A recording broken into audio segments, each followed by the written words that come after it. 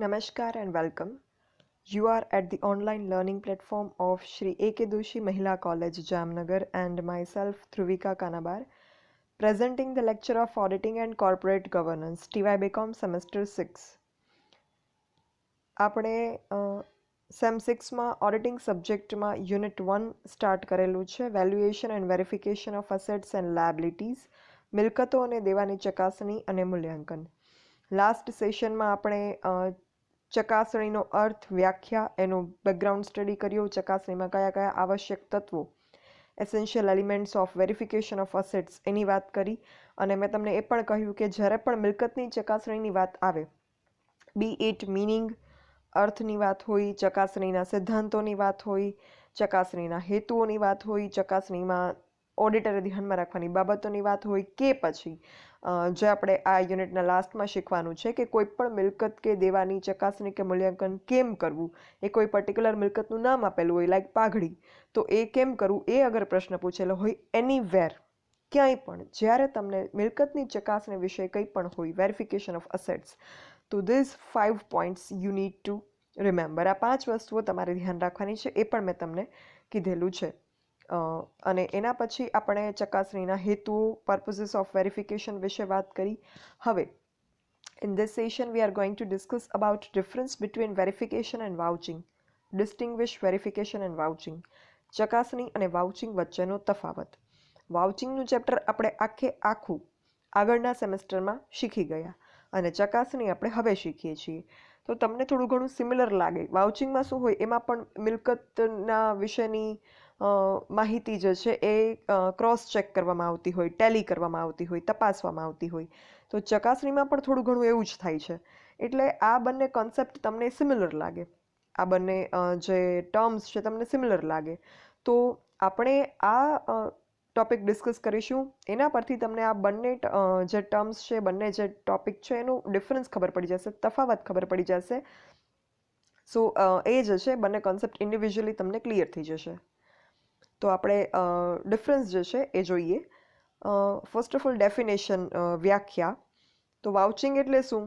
તમને semester 5માં વાઉચિંગનું chapter તમે થોડું ફ્લેશબેક કરો એટલે તમને ડેફિનેશન ધ્યાનમાં આવશે કે વાઉચિંગમાં શું કરતા. તો જે બુક્સ ઓફ અકાઉન્ટ્સમાં, જે નામાના ચોપડામાં આપણે દસ્તાવેજી પુરાવાઓના આધારે, દસ્તાવેજી પુરાવાઓ એટલે શું, એમાં શું આવે? તો એમાં આવે રિસીટ્સ એટલે કે રસીદ, ભરતિયા એટલે કે ઇનવોઇસીસ, કોરસ્પોન્ડન્સ કાંઈ હોય, પત્ર વ્યવહાર તો એ, અને કોન્ટ્રાક્ટ્સ હોય, કરારો હોય. તો આ બધા જે છે એને કહેવાય દસ્તાવેજી પુરાવાઓ, ડોક્યુમેન્ટરી એવિડન્સીસ, સપોર્ટિંગ એવિડન્સીસ. આ એવિડન્સ, આ દસ્તાવેજી પુરાવાના આધારે બુક્સ ઓફ અકાઉન્ટ્સમાં જે નોંધ કરેલી હોય, એ હિસાબી નોંધને આ પુરાવા સાથે સરખાવી અને એ નોંધ બરાબર કરેલી છે કે નહીં એ ચકાસવું એટલે વાઉચિંગ. અને ચકાસણી એટલે શું? તો ચકાસણી એટલે પાકા સરવૈયામાં દર્શાવેલી જે ધંધાની મિલકતો અને દેવાઓ હોય, એ ધંધાના નામે જ છે, અસ્તિત્વમાં છે, કિંમત યોગ્ય રીતે આંકેલી છે અને તેના પર બોજ છે કે નહીં એની તપાસ કરવી. તો ચકાસણીની તમે ડેફિનેશન જોશો ને તો તમને આ 5 પોઈન્ટ પાછા રિવાઇઝ થશે કે ચકાસણી એટલે શું? તો મિલકત અસ્તિત્વમાં છે કે નહીં, મિલકત કંપનીની માલિકીની છે કે નહીં, મિલકતની કિંમતનું મૂલ્યાંકન યોગ્ય રીતે થયું છે કે નહીં, અને મિલકત ઉપર કોઈ બોજ છે કે નહીં એની તપાસ કરવી. તો આ બધી વાત એમાં ઇન્ક્લુડ, બધી મેટર્સ થઈ ગઈ. તો આ છે ચકાસણી. એટલે શું કે ચલો એક બહુ સિમ્પલ એક્ઝામ્પલ આપું તમને, આ ચકાસણી વાઉચિંગનો કોન્સેપ્ટ ક્લિયર થાય એના માટે. આમ તો થઈ જ ગયો હશે, but still let's make it little bit interesting. તમને અમુક રૂપિયા, અમુક અમાઉન્ટ આપી અને ઘરેથી કંઈક વસ્તુઓ ખરીદવા માટે, કોઈક નાની એવી શોપિંગ કરવા માટે મોકલવામાં આવે. તો તમને લિસ્ટ આપેલું હોય, શોપિંગ લિસ્ટ, અને તમને અમાઉન્ટ ઓફ મની આપેલા હોય જેટલા પણ જરૂરી લાગતા હોય એટલા, કે ઓકે આ લઈ આવો. તમે ઘરે આવો, તમારી શોપિંગ બેગમાંથી એક એક વસ્તુ બહાર કાઢી અને જેમણે પણ ઘરમાંથી તમને આ વસ્તુ ખરીદવાનું કામ સોંપેલું હોય એ ચેક કરે બધી વસ્તુઓ, અને બિલ જે છે તમે લાવ્યા હોય એ બિલમાં સાથે એ અમાઉન્ટ અને વસ્તુ છે કે નહીં એ સરખાવે. What is that? That is vouching. એ વાઉચિંગ છે. તો ચકાસણી, ચકાસણી એનાથી થોડુંક આગળ, 2 સ્ટેપ આગળ છે. જે તમે વસ્તુ લઈ આવ્યા એ વસ્તુ તમે પૈસા આપીને ખરેખર ખરીદી જ છે.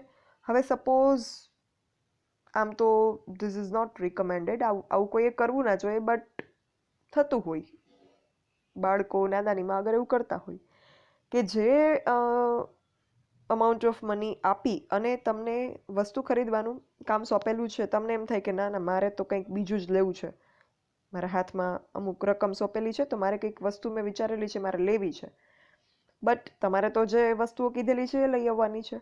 તો હવે અગર તમને એવો કોઈ ખતરનાક વિચાર આવે, which is wrong, not recommended, કરવું નહીં, બટ આપણે જસ્ટ ફોર એન્ટરટેનમેન્ટ અને એક્ઝામ્પલ માટે વાત કરીએ છીએ. તો કોઈ એવી વસ્તુ હોય કે જે તમે કોઈ પાસેથી લઈ શકતા હોય, બોરો કરી શકતા હોય, તો એ વસ્તુ તમે ખુદ લાવવાને બદલે તમે બોરો કરી અને પછી બતાવી દો ઘરે, ઓકે હું આ લઈ આવી, અને બિલ તો અગર પાકું ના હોય તો હાથથી ચિઠ્ઠી બનાવીને આપી દો અગર આવું થાય તો. There is nothing new. ક્યાંક ક્યાંક આવા ખુરાફાતી વિચારો બધાને આવતા હોય. દેન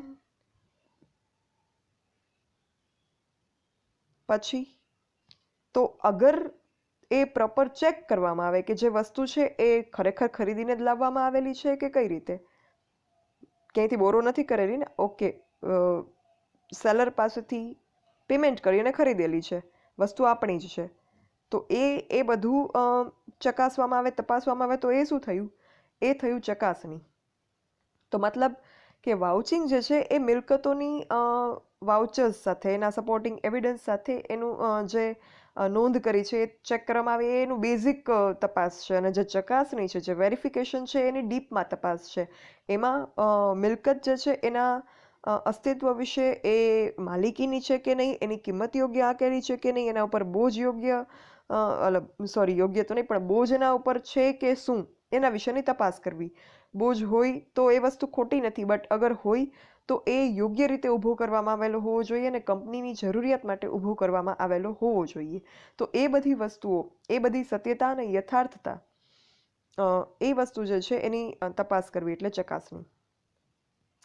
એટલે આના પરથી તમને હવે એક્ઝેક્ટ ચકાસણી અને વાઉચિંગનો તફાવત જે છે સમજાઈ ગયો છે એનો વ્યાખ્યા પરથી. એટલે બાકીના પોઈન્ટ્સ જે છે તમને ઇઝીલી ક્લિયર થતા જશે, આપણે ડિસ્કસ કરશું એમ. સેકન્ડ છે ઉદ્દેશ્ય, પર્પઝ, ઓબ્જેક્ટિવ. વાઉચિંગનો ઉદ્દેશ શું હોય, તો હિસાબી ચોપડે જેટલા પણ વ્યવહાર લખાયા છે એ સાચા છે કે નહીં એની ખાતરી કરવાનો. ચકાસણીનો ઉદ્દેશ્ય શું હોય, અગેઇન ધેટ 5 પોઈન્ટ્સ. ચકાસણીનો ઉદ્દેશ મિલકતના અસ્તિત્વ, માલિકી, મૂલ્યાંકન અને કબજા હકની ખાતરી કરવાનો છે. પછી વાઉચરો. વાઉચિંગના વ્યવહાર વાઉચરની મદદથી કરવામાં આવે. એટલે તમારે વાઉચિંગનું કામ કરવું હોય તો તમારે વાઉચરની જરૂર પડે. વાઉચર એટલે શું, દસ્તાવેજી પુરાવાઓ, સપોર્ટિંગ એવિડન્સ, ડોક્યુમેન્ટરી એવિડન્સ, એટલે કરાર, રસીદ, ભરતિયા, પત્ર વ્યવહાર, કોન્ટ્રાક્ટ્સ, રિસીટ્સ, ઇનવોઇસીસ અને કોરસ્પોન્ડન્સ, આ બધા કહેવાય વાઉચર, સપોર્ટિંગ એવિડન્સ. એનો ઉપયોગ કરીને વાઉચિંગનું કામ કરવામાં આવે. જ્યારે ચકાસણીમાં વાઉચિંગ ઉપરાંત મિલકતનું અસ્તિત્વ, માલિકી હક, મૂલ્યાંકન, બોજ, એ બધું જોવામાં આવતું હોય છે. ક્યારે થઈ શકે કામ, નેક્સ્ટ પોઈન્ટ. વાઉચિંગનું કામ ગમે ત્યારે થઈ શકે, મતલબ at any point of time. અત્યાર સુધીમાં જેટલા પણ વ્યવહારો નોંધાયા હોય એનું તમારે વાઉચિંગ કરવું હોય તો યુ કેન ડુ. ચકાસણી જે છે એ બધા હિસાબો લખાઈ જાય પછી એની બાકી કાઢી લેવામાં આવે પછી જ થઈ શકે. બિકોઝ ચકાસણી આપણે મિલકતની કરતા હોઈએ ત્યારે મિલકતની કિંમત, આખરી કિંમત, શરૂ કિંમત, એ બધું જોવાનું હોય. તો ફોર દેટ અકાઉન્ટ્સ ક્લોઝ થવા જરૂરી છે. સો હિસાબો લખાઈ જાય પછી જ ચકાસણી, વેરિફિકેશનનું કામ થઈ શકે. એના પછી અસ્તિત્વ, એક્ઝિસ્ટન્સ. વાઉચિંગમાં મિલકતનું અસ્તિત્વ જોવામાં નથી આવતું. મતલબ કે વાઉચિંગમાં એટલે સુધી ઊંડી તપાસ કરવામાં નથી આવતી કે whether the asset exist or not, અસ્તિત્વ ધરાવે છે કે નહીં મિલકત હકીકતમાં, વાસ્તવમાં. એટલું બધું ડીપ સ્ટડી કે એટલું બધું ઊંડી તપાસ વાઉચિંગમાં નથી થતી. જ્યારે ચકાસણીમાં ઓડિટરે મિલકતના અસ્તિત્વની તપાસ કરવી પડે છે, કારણ કે ચકાસણીના કોન્સેપ્ટમાં એ વસ્તુની તપાસ ઇન્ક્લુડ થાય છે. મતલબ auditor has to check whether the particular asset exist or not. ત્યારબાદ મૂલ્યાંકન. વાઉચિંગમાં મિલકત અને દેવાનું મૂલ્યાંકન પણ નથી થતું, જ્યારે એ વસ્તુ ચકાસણીમાં થાય છે. કાર્યક્ષેત્ર, સ્કોપ. વાઉચિંગનું કાર્યક્ષેત્ર, સ્કોપ સીમિત છે, લિમિટેડ છે. શું કામ? કારણ કે એમાં માત્ર ને માત્ર ચોપડે જે હિસાબો નોંધાયેલા હોય, જે અકાઉન્ટિંગ એન્ટ્રીઝ બુક્સ ઓફ અકાઉન્ટ્સમાં થયેલી હોય, એવા વાઉચર્સની તપાસ થાય છે. That's it. જ્યારે વેરિફિકેશનમાં, ચકાસણીમાં એનું જે ફલક છે, કાર્યક્ષેત્ર છે, વિસ્તૃત છે, એક્સટેન્ડેડ છે, એક્સપાન્ડ થયેલું છે. બિકોઝ વાઉચિંગ ઉપરાંત એમાં મૂલ્યાંકનનું અસ્તિત્વની ચકાસણી, બોજ છે કે નહીં, માલિકી હક છે કે નહીં, એ બધી બાબત તપાસવામાં આવે છે. That's why. એના પછી કેટલી વાર થાય છે? તો મિલકતનું વાઉચિંગ મિલકતના જીવનકાળ દરમિયાન જે છે એક વખત થાય. મતલબ કે મિલકત ખરીદવામાં આવે તો એનું સપોર્ટિંગ એવિડન્સ હોય, વાઉચર હોય, તો એની વાઉચર સાથે એની મિલકત ખરીદીની જે એન્ટ્રી હોય એને વાઉચિંગ કરવામાં આવે. તો એ once in lifetime of asset થાય. જ્યારે પાકા સર્વેમાં દર્શાવેલી મિલકતની ચકાસણી દર વર્ષે થાય કે મિલકત હજુ પણ અસ્તિત્વ ધરાવે છે, એવરી યર ચેક કરવામાં આવે. હજુ પણ મિલકતની અત્યારે વેલ્યુએશન કેટલી છે, મૂલ્યાંકન એનું કરવામાં આવે એવરી યર. બોજ કાંઈ ઊભો કરેલો છે, આ વર્ષે નહોતો કર્યો, આવતા વર્ષે કરેલો છે કે નહીં ચેક કરવામાં આવે. કબજો હજુ પણ કંપનીના પોઝેશનમાં છે કે નહીં ચેક કરવામાં આવે. તો ચકાસણીનું કામ દર વર્ષે થાય છે. પછી કોણ કરી શકે? વાઉચિંગનું કામ છે સિમ્પલ ટાસ્ક છે. જસ્ટ વાઉચર્સ જે છે એને સાથે અકાઉન્ટિંગ એન્ટ્રીઝ સાથે વાઉચર્સ જે છે એની એન્ટ્રી ટેલી કરવાની. સો જુનિયર ઓડિટ આસિસ્ટન્ટ હોય એને આ કામ સોંપી શકાય. જ્યારે ચકાસણીનું કામ શું છે એ વિસ્તૃત છે. એનું કાર્યક્ષેત્ર એક્સપાન્ડ થયેલું છે. વાઉચિંગ કરતાં એડવાન્સ લેવલનું ટાસ્ક છે. દેટ ઇઝ વાય એમાં સિનિયર લોકો કામ કરવા માટે જોઈએ, અનુભવી માણસો જોઈએ. તો હિસાબી સિદ્ધાંતો અને ઓડિટની કાર્યવાહી અને કાનૂની જોગવાઈઓનું જ્ઞાન આમાં જરૂરી બને. એટલે એ જે કામ છે એ આપણે કોઈ પણ માણસોને ન સોંપી શકીએ. એના માટે એક્સપર્ટની જરૂર પડે. પછી ક્રમ, કયું કામ કયા ક્રમમાં કરવામાં આવે? તો વાઉચિંગ એ પ્રાથમિક સોપાન છે, પ્રાઇમરી ટાસ્ક છે. ચકાસણીની પહેલાં વાઉચિંગ થઈ જવું જરૂરી છે. બિકોઝ ચકાસણી એનું એડવાન્સ ફોર્મ છે, એક્સટેન્ડેડ ફોર્મ છે, એના પછીનું આવતું તબક્કો છે. એટલે વાઉચિંગ જે છે એ પહેલાં ચકાસણીની પહેલાં થઈ જવું જોઈએ, અને ચકાસણી એ વાઉચિંગ પછીનું કામ છે. અને વાઉચિંગ પછીની જે આગળની બાબતો ધ્યાનમાં રાખવાની હોય છે ઓડિટરે, એ બધું એ ચકાસણીમાં એની તપાસ કરવામાં ઓડિટર દ્વારા આવે છે. દેટ્સ વાય ક્રમની દ્રષ્ટિએ વાઉચિંગ પહેલાં આવે, ચકાસણીના પછી આવે. That's it. આ ડિફરન્સ જે છે એ રહેલો છે વેરિફિકેશન એન્ડ વાઉચિંગમાં. આઈ હોપ કે તમને આ ડિફરન્સ ક્લિયર થઈ ગયો હશે. સ્ટીલ આપણે આ ચકાસણીના પોઈન્ટમાં એના સિદ્ધાંતો અને ઓડિટરની જવાબદારીઓ, મિલકતને ચકાસણી માટે, વેરિફિકેશન ઓફ અસેટ્સ માટે ઓડિટરની ડ્યુટીઝ, એ પણ ડિસ્કસ કરવાનો છે. અને એના પછી આપણે મિલકતોના મૂલ્યાંકન વિશેના બેઝિક કોન્સેપ્ટ શીખીશું. એટલે આપણે અગેઇન ચકાસણી અને મૂલ્યાંકનનો પણ તફાવત એ વખતે જોઈશું. એટલે 3 વસ્તુ તમારે એક સરખી જે લાગશે એ તમારે આઈડેન્ટિફાય કરતાં શીખવાનું છે. વાઉચિંગ, ચકાસણી અને મૂલ્યાંકન. એમાંથી હવે તમને ચકાસણી અને વાઉચિંગનો જે ડિફરન્સ છે અને કોન્સેપ્ટ છે એ ક્લિયર થઈ ગયો.